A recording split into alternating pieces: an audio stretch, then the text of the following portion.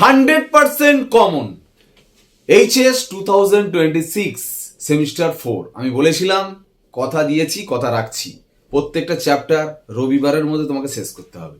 তো সেই কারণের জন্য আমি বলেছিলাম ম্যাক্সিমাম থার্সডে, বৃহস্পতিবারের মধ্যে আমি ভিডিও আনবো। তো সেই কথা আমি রেখেছি। ডিএ ব্লক পুরো চ্যাপ্টার, কোন কোন টপিক, কোন কোন কোশ্চেন, তার অ্যান্সার কিভাবে লিখতে হয়, পুরো ভিডিওর মধ্যে আছে। পুরো প্রথম থেকে শেষ পর্যন্ত শুনবে। এইটা করলে 100% তুমি কমন পাবেই পাবে। ঠিক আছে? তো সেই হিসাবে আমি দেখো যেগুলো বলছি, চৌম্বক ধর্ম, ম্যাগনেটিক প্রপার্টি টপিক, এখান থেকে কোশ্চেন পড়বে যে সন্ধিগত মৌলগুলো পরাচুম্বকীয় হয় কেন, প্যারাম্যাগনেটিক হয় কেন। এটা থিওরিটিক্যাল কোশ্চেন, বই থেকে পড়ে নেবে। একটু এক্সপ্লেনেশন কোশ্চেন যেগুলো, সেগুলো হচ্ছে এইগুলো। Mn3+ Cr3+, কোনটির পরাচুম্বক ধর্ম বেশি, কোনটার প্যারাম্যাগনেটিক প্রপার্টি বেশি। দেখো দুজনের ইলেকট্রন কনফিগারেশন করবে। ম্যাঙ্গানিজ জানো 25, 5 মানে 3d5, 2 মানে 4s2। তাহলে Mn3+ বলেছে, মানে এখান থেকে দুটো, এখান থেকে একটা ছেড়ে দাও। তাহলে Mn3+ হবে 3d4। জানো নিশ্চয়ই ডিতে 5টা ঘর হয়, 4টি ইলেকট্রন হলো। আচ্ছা Cr3+, Cr24, কিন্তু Cr একটু এক্সপ্লেনেশন, মানে exception reaction, exception electron configuration. Actually 3d4 4s2 হওয়ার কথা, কিন্তু হয় যেটা 3d5 4s1, জানো নিশ্চয়ই। তাহলে ক্রোমিয়াম 3+, এখান থেকে একটা আর এখান থেকে দুটো, তাহলে কত হলো 3d3 হলো। এরকম দেখিয়ে দিতে হবে পরীক্ষায় যে অযুগ্ম ইলেকট্রন সংখ্যা এটাতে বেশি, ওই জন্য এর পরাচুম্বক ধর্মের মান বেশি। এরকম কোশ্চেন দিতে হবে, ফেরাস যৌগ অপেক্ষা ফেরিক যৌগের চৌম্বক ধর্ম বেশি কেন। ফেরাস যৌগ মানে Fe2+, আর ফেরিক যৌগ মানে হচ্ছে Fe3+। দেখবে Fe3+ অযুগ্ম ইলেকট্রন সংখ্যা, আনপেয়ার্ড ইলেকট্রন নাম্বার বেশি, ওই জন্য ওটা চৌম্বক ধর্ম বেশি। কোশ্চেন দিতে পারে TiCl2 পরাচুম্বকীয়, TiO2 অপরাচুম্বকীয়। যখন যৌগ আকারে দেবে তোমায় করে নিতে হবে কি, জারণ সংখ্যাটাকে বের করে নিতে হবে। যেমন TiCl2 তে Ti এর x ধরো, Cl এর -1 × 2 = 0, তাহলে x = কত, +2। আর TiO2 যখন করবে, Ti এর x, ও এর কত, -2 × 2 = 0, x = কত, +4। তাহলে এখানে Ti +2 আর এখানে Ti +4। এবার টাইটেনিয়ামের ইলেকট্রন কনফিগারেশন বলো। টাইটেনিয়াম 22 মানে 3d2 4s2, 3d2 4s2, তাহলে টাইটেনিয়াম 2+ মানে 3d2, আর টাইটেনিয়াম 4+ মানে 3d0। যে 3d2 আছে মানে দুটো আনপেয়ার্ড আছে, কিন্তু 3d0 মানে কোনো আনপেয়ার নেই, তার আগেরটা তো পুরো পূর্ণ হয়ে আছে। তাহলে কে প্যারাম্যাগনেটিক? এ প্যারাম্যাগনেটিক, এও প্যারাম্যাগনেটিক নয়। বোঝা গেল ব্যাপারটা? কোশ্চেন, Fe3+ এর চৌম্বক ভ্রামক কত? অযুগ্ম ইলেকট্রন সংখ্যা বের করবে, দেখবে আসবে 5টা অযুগ্ম ইলেকট্রন। চৌম্বক ভ্রামকের সূত্রটা শুধু এইটা, √x, x+2 বোর ম্যাগনেটাম। এর 5টা যে আসবে, শুধু x এর জায়গায় 5 বসিয়ে দেবে, অ্যান্সার শেষ। চৌম্বক ভ্রামকের মান বের করা। বুঝা গেল? এই ধরনের চৌম্বক ধর্ম পড়তে পারে। এরা সাধারণত প্যারাম্যাগনেটিক হয়। ডায়াম্যাগনেটিক মানে যাদের অযুগ্ম ইলেকট্রন থাকে না, তাকে বলে তিরস্চুম্বকীয় বা অপরাচুম্বকীয় বলে। আর পরাচুম্বকীয় প্যারাম্যাগনেটিক বলে। চৌম্বক ধর্ম থেকে একটা কোশ্চেন থাকবে। বর্ণ, আগে প্রথমেই বলি, সন্ধিগত মৌল বা ডি ব্লক এলিমেন্টস গুলো কেন কালারফুল হয়, রঙিন কেন হয়, ওটা থিওরিটিক্যাল কোশ্চেন, বই থেকে পড়ে নেবে। এবার যদি এক্সপ্লেনেশন কোশ্চেন থাকে, এরকম কোশ্চেন দিয়ে বলবে কোনগুলো রঙিন, কোনগুলো কালারফুল। দেখো একটা কালারের কথা বলি, যদি ডিতে 0 আর ডিতে 10টি ইলেকট্রন থাকে, তারা কালার হবে না, বর্ণহীন। D1 থেকে D9 হলে ইলেকট্রন কনফিগারেশন, তবে সে কালার। কেন বলবে? DD ইলেকট্রন স্থানান্তরণের জন্য, DD ইলেকট্রন ট্রানজিশনের জন্য। ঠিক আছে? তাহলে তুমি দেখবে কিরকম, ধরো আমি যদি বলি Sc3+, ইলেকট্রন বিন্যাস, আচ্ছা আমি করি দেখাচ্ছি। দেখো Sc ইলেকট্রন বিন্যাস করবে প্রথমে, এরকম করে দেখিয়ে দেবে। 21 মানে 3d1 4s2, তাহলে Sc3+ বলেছে, 3+ বলেছে, এখান থেকে দুটো, এখান থেকে একটা চাইলে 3d0। দেখো G0 হচ্ছে, তাহলে বলবে DD স্থানান্তর হবে না, তার জন্য বর্ণহীন। আবার Fe3+ রঙিন হবে, করে দেখবে ডিতে দেখবে 5টা অযুগ্ম ইলেকট্রন, 5টা অযুগ্ম ইলেকট্রন আছে। ঠিক আছে? তাহলে এটা হচ্ছে রঙিন। এরকম ভাবে সবগুলো করে করে দেখবে কোনটা রঙিন কোনটা বর্ণহীন। যৌগ আকারে দিলে প্রথমে অক্সিডেশন নাম্বারটা বের করবে। CuCl এ দেখো, Cu(x) Cl এর -1 = 0, তাহলে x = কত হলো, +1। এখানে x -1 × 2 = 0, তাহলে x = কত হলো, +2। Cu+ আর Cu2+, Cu+ এর ইলেকট্রন কনফিগারেশন 3d10, আর Cu2+ এর ইলেকট্রন কনফিগারেশন 3d9। তাহলে এ কালার, এ বর্ণহীন, কারণ হচ্ছে এটা ডিডি ট্রানজিশন হবে, D10 আর D0 হলে বর্ণহীন হবে। ঠিক আছে, তো যাই হোক এখান থেকে কোশ্চেন আসতে পারে। আর কোশ্চেন কি, জারণ অবস্থা, অক্সিডেশন স্টেট থেকে অনেক কোশ্চেন আছে, অনেক কোশ্চেন, বিভিন্ন ধরনের কোশ্চেন। তোমরা করতে পারে কোনটা সর্বাধিক অম্লধর্মী, হুইচ ইজ মোস্ট অ্যাসিডিক। প্রত্যেকের জারণ সংখ্যা বের করো, যেভাবে বের করতে বললাম। এখানে দেখো এর -2 মানে ক্রোমিয়ামের +2, এখানে হবে -6, 2 আছে মানে এটা +3 হবে, এখানে হবে +6। মনে রাখবে যার জারণ সংখ্যা যত বেশি তার অম্লধর্মিতা তত বেশি, তার মানে অ্যান্সার হবে এইটা। পরিবর্তনশীল জারণ স্তর এরা দেখায় কেন, ভালো করে বই থেকে পড়ে নেবে, একদম সুন্দর করে পড়ে নেবে। পরিবর্তনশীল জারণ স্তর দেখায়। এবার 3D দেখো, একটা কথা বলি, সন্ধিগত মৌল তো 4টে পর্যায়, 3D 4D 5D 6D। 3D মানে প্রথম পর্যায়, মানে প্রথম সন্ধিগত সারিতে সব থেকে বেশি পরিবর্তনশীল জারণ স্তর প্রদর্শন করে কে বলতো, ম্যাঙ্গানিজ, তাই না? সব থেকে হাইয়েস্ট কত দেখায়, +7 পর্যন্ত দেখায়। মনে রাখবে 3Dর মধ্যে কে পরিবর্তনশীল জারণ স্তর দেখায় না, মনে রাখবে স্ক্যান্ডিয়াম। 3Dর মধ্যে হাইয়েস্ট বললাম তো ম্যাঙ্গানিজ। এবার ল্যান্থ যে এ ব্লক এলিমেন্ট আছে, ল্যান্থানাইড অ্যাক্টিনাইড, ল্যান্থানাইড অ্যাক্টিনাইডের কমন জারণ স্তর মানে সাধারণ জারণ স্তর কত, +3। স্টেবল জারণ স্তর কত, +3। এগুলো মনে রাখবে। ঠিক আছে, ল্যান্থানাইডের ম্যাক্সিমাম +4, অ্যাক্টিনাইডের ম্যাক্সিমাম +7। এইগুলো একটু মনে রাখতে হবে শুধু। কোশ্চেন বলছে এই দুটোর মধ্যে কোনটাকে +3 করা সম্ভব। দেখো সব জারণ সংখ্যা থেকে কোশ্চেন হচ্ছে। দেখো ম্যাঙ্গানিজ 2+ এর ইলেকট্রন বিন্যাস করলে, ম্যাঙ্গানিজ 2+ ইলেকট্রন 3d5 4s2, দুটো ছেড়ে দিয়েছে মানে 3d5। Fe2+, Fe হচ্ছে 3d6 4s2, দুটো ছেড়ে দিয়েছে মানে 3d6। কাকে 3+ করা সম্ভব? দেখো এ 3+ করলে মানে একটা ইলেকট্রন ছাড়লে 3d5 হবে, কিন্তু এ 3+ করলে 3d5 থেকে 3d4 হয়ে যাচ্ছে। আমরা জানি ডি উপকক্ষে ম্যাক্সিমাম ইলেকট্রন কটা থাকে, 10টা। 10টা থাকলে স্টেবল, আর তার হাফ 5টা থাকলে স্টেবল। তাহলে এ দেখো একটা ইলেকট্রন ছাড়লে 5টা মানে অর্ধপূর্ণ হচ্ছে, তার মানে এই একটা ছাড়তে চাইবে। ওই জন্য তাকে 3+ করা সম্ভব, Fe2+ কে 3+ করা সম্ভব, এটাকে করা সম্ভব না, এ তো অলরেডি স্টেবল হয়ে আছে। ঠিক আছে, এরকম ধরনের কোশ্চেন আসতে পারে। জারণ অবস্থা অনেক কোশ্চেন। দেখো C3+ C4+ এর মধ্যে কোনটি তীব্রতর বিজারক, ইলেকট্রন বিন্যাস করতে হবে। দেখো ল্যান্থানাইড অ্যাক্টিনাইড ইলেকট্রন বিন্যাস মেন ভিডিওতে, আমার যে ক্লাসের কনসেপ্টের ভিডিওতে চলে যাবে, গিয়ে দেখে নেবে।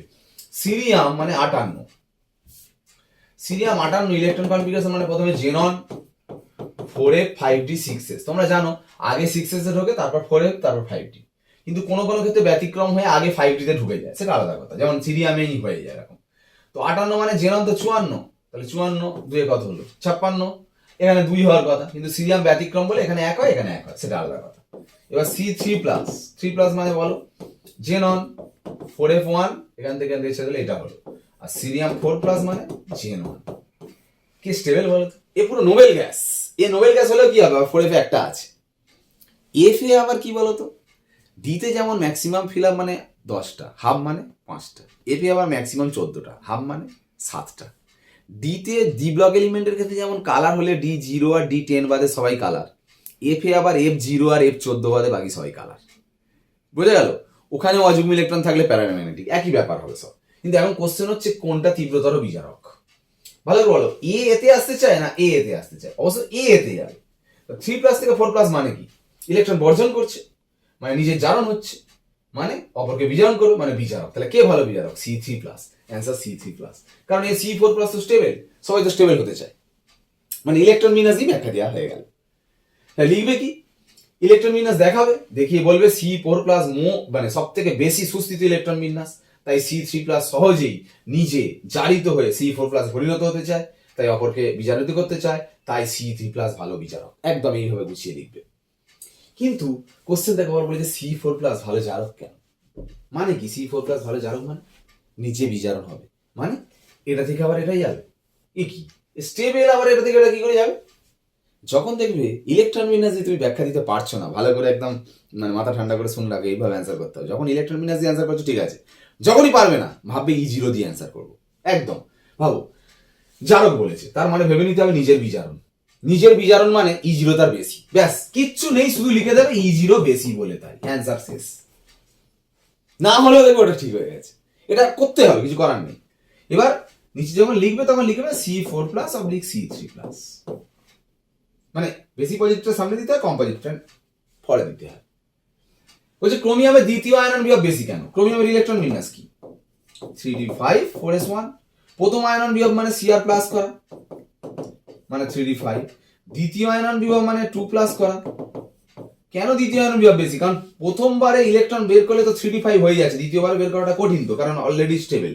কারণ বুঝতে হবে ক্রোমিয়ামের প্রথম ইলেকট্রন বের করার পর খুব সুস্থিত ইলেকট্রন বিন্যাস হয়, দ্বিতীয় ইলেকট্রন বের করা কষ্টসাধ্য, বেশি তাপ শক্তির প্রয়োজন হয়, তাই জন্য দ্বিতীয় আয়নন বিভব অনেক বেশি হয়।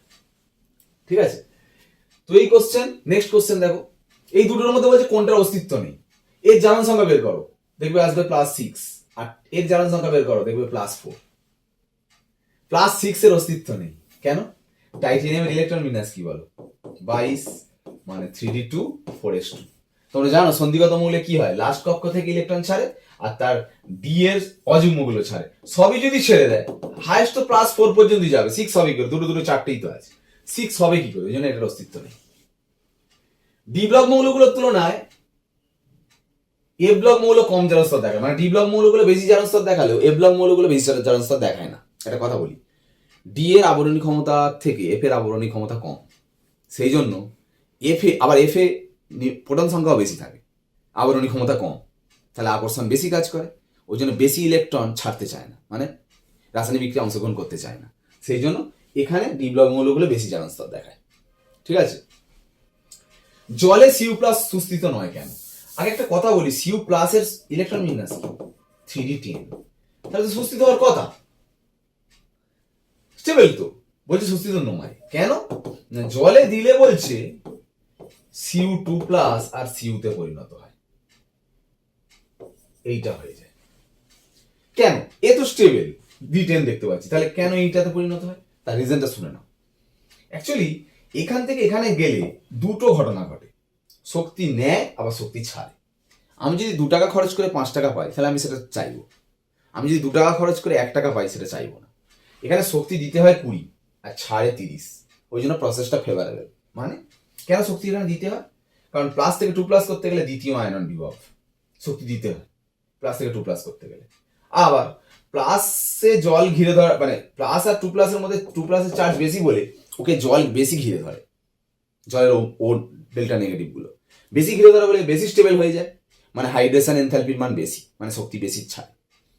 মানে তার মানে অ্যান্সারটা বলবে যে সিউ প্লাসের থেকে Cu2 প্লাসের হাইড্রেশন এনথালপি এতটাই বেশি হয় যা কপারের দ্বিতীয় আয়নন এনথালপিকে ছাড়িয়ে যায়। মানে এখান থেকে এটা করতে গেলে যে শক্তি দিতে হয় দ্বিতীয় আয়নন বিভবের জন্য, তার থেকে এটা করার জন্য যে শক্তি ছাড়ে সেটার অ্যামাউন্ট বেশি, ওই জন্য প্রসেসটা এইদিকে ফেভারেবল হয়। বুঝা গেল ব্যাপারটা? তো এইভাবে question answer. Next question, K2PtCl6 এর অস্তিত্ব আছে, K2NiCl6 এর অস্তিত্ব নেই। দেখো এখানে জারণ সংখ্যা পিটি বের করবে +4, এখানেও Ni এর বের করবে +4। এর +4 মানে কি? পিটি থেকে তোমাকে পিটি প্লাস করতে হয়েছে, PT2 প্লাস করতে হয়েছে, PT3 প্লাস করতে হয়েছে, PT4 প্লাস করতে হয়েছে। প্রথম আয়নন বিভব, দ্বিতীয় আয়নন বিভব, তৃতীয় আয়নন বিভব, চতুর্থ আয়নন বিভব। তার মানে প্রথম দ্বিতীয় তৃতীয় চতুর্থ আয়নন বিভবের যোগফল এখানে অনেকটা কম, আর এখানে প্রথম দ্বিতীয় তৃতীয় চতুর্থ আয়নন বিভবের যোগফল অনেকটা বেশি, সেই জন্য এটার অস্তিত্ব নেই। বেশি মানে ওই শক্তি মানে পেতে পারে না, তাই জন্য অস্তিত্ব নেই, আর এর কম বলে পেতে পারে বলে এর অস্তিত্ব আছে। সব জারণ সংখ্যা থেকে দেখো কোশ্চেনটা আছে। এইবার কোশ্চেন আসবে ইলেকট্রন বিন্যাস থেকে, একদম মাস্ট। দেখো যা যা বলছি একদম ভেরি ভেরি ইম্পর্টেন্ট কোশ্চেন, এই জায়গাগুলো থেকে দেখো তুমি যাই কোশ্চেন ব্যাংক টেস্ট পেপার যাই খোলো না কেন, দেখবে এই কোশ্চেনগুলো পাবেই পাবে। ইলেকট্রন বিন্যাস থেকে কোশ্চেন মাস্ট। ডি ব্লকের সাধারণ ইলেকট্রন বিন্যাস মুখস্থ করে নেবে, প্রথম সন্ধিগত সারি 3D সাধারণ ইলেকট্রন বিন্যাস করবে, এফ ব্লকের সাধারণ ইলেকট্রন বিন্যাস করবে, ল্যান্থানয়েডের সাধারণ ইলেকট্রন বিন্যাস করবে, অ্যাক্টিনয়েডের সাধারণ ইলেকট্রন বিন্যাস করবে। প্রত্যেকটা সাধারণ ইলেকট্রন বিন্যাস মুখস্থ করে নেবে। সন্ধিগত মৌল কাকে বলে, আভ্যন্তরীণ সন্ধিগত মৌল কোনগুলো, কপার আর জিঙ্কের মধ্যে কপার সন্ধিগত বলা হচ্ছে, জিঙ্কের সন্ধিগত বলা হচ্ছে না কেন, সেটা ভালো করে কিন্তু করে নিতে হবে। ঠিক আছে, একদম এই জায়গাগুলো থেকে কিন্তু কোশ্চেন মাস্ট। নেক্সট একদম মানে কোনটা ছেড়ে কোনটা, মানে ল্যান্থানাইড সংকোচন আসবেই। ল্যান্থানাইড সংকোচন কাকে বলে, এর কারণ কি, একদম ভেরি ভেরি ইম্পর্টেন্ট, ভালো করে করে নাও, কনসেপ্টটা নিয়ে নাও। ল্যান্থানাইড সংকোচনের থেকে অ্যাক্টিনাইড সংকোচনের মাত্রা বেশি কেন, ভেরি ভেরি ইম্পর্টেন্ট। ল্যান্থানাইড সংকোচনের ফলাফল যেটা, এই তিনটে একই গ্রুপে পারমাণবিক আয়নীয় ব্যাসার্ধ সমান হয়, মানে ZR হিসেবে সমান, NBT এর আকার সমান, TCR আকার সমান। ল্যান্থানাইট সংকোচনের ফলে এদের আয়নীয় আকার বা পারমাণবিক আকার সমান হয়। আবার একই গ্রুপে আছে বলে চার্জও সেম, চার্জ সেম, আকার সেম হলে তাদের রাসায়নিক ধর্মও সেম হয়, ওই জন্য এদের যৌগগুলো রাসায়নিক ধর্ম একই হয়। এই প্রশ্নটাও কিন্তু পড়ে। আর কি ল্যান্থানাইট সংকোচনের ফলাফল দেখো, ল্যান্থানাইট সংকোচনের কারণে কি হয় না 4D আর 5D, এইগুলো অ্যাকচুয়ালি 4D তে আছে, এটা 5D তে আছে, তাহলে দুটোর আকার সমান হচ্ছে, মানে 4D আর 5D এর আকারটা সমান হচ্ছে। তাহলে এমনি নর্মালি ওপর থেকে নিচে নামলে আকার কি হয়, বড় হয়। তাহলে এই দুটোর আকার সমান হয় বলে যতটা এখান থেকে এতটা এখানে গেলে যতটা আকার বড় হওয়ার কথা ততটা কিন্তু বড় হতে পারে না। অথচ প্রোটন সংখ্যা কিন্তু অনেক বেড়ে যায়। নর্মালি এখানের থেকে এর আকার বড় হয়, এর থেকে এর আকার আরো বড় হয়। প্রোটন সংখ্যা যতই বাড়ো না কেন, আকার বড় হয় বলে কি হয়, আকর্ষণটা অনেকটা কমে যায় বলে ইলেকট্রন বের করা সহজ হয়, ওই জন্য আয়নন এনথালপি কম হয়। কিন্তু এখানে যে কেসটা হয়, এর থেকে এটা বড়, তারপরটা সমান হয়ে যাচ্ছে, মানে অতটা আকারের ডিফারেন্স নেই, কিন্তু প্রোটন সংখ্যা অনেক বেড়ে যায়, ওই জন্য আকর্ষণটা অনেক তীব্র হয়, ইলেকট্রন বের করা কঠিন, ওই জন্য আয়নন এনথালপি বেশি। ওই জন্য 3D থেকে 5D আয়নন এনথালপি বেশি হয়। নর্মালি উপর থেকে নিচে নামলে আয়নন এনথালপি কমে, কিন্তু ল্যান্থানাইট সংকোচনের কারণে 3D থেকে 5D আয়নন এনথালপি বেশি হয়, মানে 3D মৌলগুলোর থেকে 5D মৌলের। বোঝা গেল ব্যাপারটা? LaOH LuOH কোনটি বেশি ক্ষারীয়? একদম সুন্দর করে বলছি দেখো, LaOH মানে এখানে La3+, LuOH মানে এখানে Lu3+। La টা একদম বাঁ দিকে 57 আর Lu একদম ডান দিকে 71। ল্যান্থানাইট বাম দিক থেকে ডান দিক গেলে সংকোচন হয়, মানে আকার ছোট হয়, মানে La3+ থেকে Lu3+ এ আকার ক্রমশ কমে। তাহলে সব থেকে ছোট আকার কোনটা? এটা। সব থেকে বড় আকার কোনটা? এটা। সূত্র ফ্যাজান সূত্রানুসারে লিখবে, ফ্যাজান সূত্রানুসারে সমযোজী চরিত্র প্রপোর্শনাল টু 1 বাই ক্যাটায়ন আকার। সমযোজী চরিত্র প্রপোর্শনাল টু 1 বাই ক্যাটায়ন আকার। তাহলে ক্যাটায়ন আকার যত বড় হবে সমযোজী চরিত্র তত কম হবে। তাহলে এর ক্যাটায়ন আকার বড়, ওই জন্য সমযোজী চরিত্র কম। সমযোজী চরিত্র কম মানে তড়িৎযোজী চরিত্র বেশি। তড়িৎযোজী চরিত্র বেশি মানে বেশি আয়নে ভাঙবে। বেশি ভেঙে যাওয়া মানে OH মাইনাস বেশি ছাড়বে, আর OH মাইনাস বেশি ছাড়া মানে বেশি ক্ষারীয়, ওই জন্য এর ক্ষারকীয়তা বেশি। ঠিক আছে, একদম এইভাবে ব্যাখ্যামূলক বিক্রিয়া আছে, একটু কষ্ট করে দেখো, এই বিক্রিয়াটা বুঝে করা, ব্যালেন্স, এই রেডক্সের মতো করে ব্যালেন্স করে করা, বাকি সবগুলো মুখস্থ করতে হবে। KMnO4 কে স্ট্রং হিট করলে, KCl potassium dichromate sulphuric acid দিলে যেটা ক্রোমিল ক্লোরাইড তৈরি হয়। KMnO4 রঙিন হয় কেন এটা একটু বলে দিই। পটাশিয়াম পারম্যাঙ্গানেটে যদি Mn এর জারণ সংখ্যা বের করে দেবে, পাবে +7। Mn+7 করলে দেখবে আসবে 3D0। তাহলে ঠিক D0 মানে তুই বর্ণহীন হওয়ার কথা। রঙিন হলো কেন? কারণ রঙিন হওয়ার আরেকটা কারণ আছে, এই যে রেজোন্যান্স হয়, দেখো এইরকম ভাবে, যেটা চার্জ ট্রান্সফার বলে, এই চার্জ ট্রান্সফার হলেও কালার হয়। যেমন DD ট্রানজিশনের জন্য কালার হয়, সেমন চার্জ ট্রান্সফারের জন্য কালার হয়। KMnO4 এর কালারটা হচ্ছে চার্জ ট্রান্সফারের জন্য হয়। ঠিক আছে, এই বিক্রিয়াগুলো শুধু করে নেবে। নেক্সট কটা বৈশিষ্ট্য একটু করে নিতে হবে কষ্ট করে, যে সন্ধিগত মৌলগুলো জটিল যৌগ গঠন করে কেন, সন্ধিগত মৌলগুলো অনুঘটক হিসাবে ভালো কেন, একদম সুন্দর করে করে নেবে। সবথেকে ভালো উদাহরণ অনুঘটকের V2O5। সন্ধিগত মৌলগুলো ধাতু সংকর গঠন করে কেন, একদম কারণটা একদম সুন্দর করে কিন্তু তোমায় করে নিতে হবে। ঠিক আছে, অনেকটা কম সময়ে বললাম। যাই হোক, আমরা কিন্তু এইভাবে ভিডিওগুলো আনবো প্রত্যেকটা চ্যাপ্টারে, একদম ইম্পর্টেন্ট কোশ্চেন। অবশ্যই কমেন্ট করবে, আমি কমেন্ট দেখে খুশি হয়ে কিন্তু এই ভিডিও এনেছি, তোমাদের কমেন্ট আরও চাই। তাহলে আমি কিন্তু আরও পরের চ্যাপ্টার যেটা বলেছি সেই মতো করে আরও ভিডিও আনবো, আরও জোরসে, আরও মানে ইম্পর্টেন্ট কোশ্চেন নিয়ে, যতটা আরও বেশি অ্যান্সার করিয়ে দেওয়া যায় সেই রকমভাবে ভিডিও আনবো। তুমি কমেন্ট করে জানাতে পারো যে আরও কীরকমভাবে করালে ভালো হয় না ভালো হয়, সেইটা নিয়ে আমাকে অবশ্যই জানাতে পারো। বা এইখানের কোশ্চেন নিয়ে যদি কোনো ডাউট থাকে বা কোনটার অসুবিধা হচ্ছে লিখিয়ে দিলে ভালো হয়, সেইগুলো নিয়ে অবশ্যই কমেন্ট বক্সে বলবে, আমি সেইগুলোর অ্যান্সার দিয়ে দেওয়ার চেষ্টা করবো। ঠিক আছে, এইটুকু DF ব্লগ যদি করো অনেক নাম্বার পাও, এইটুকু বলতে পারি। একদম ইম্পর্টেন্ট কোশ্চেন, তোমরা দেখে নিতে পারবে। ঠিক আছে, আবার তাহলে পরের দিন ক্লাসে দেখা হচ্ছে। আজ ক্লাস শেষ করলাম। ওকে, বাই।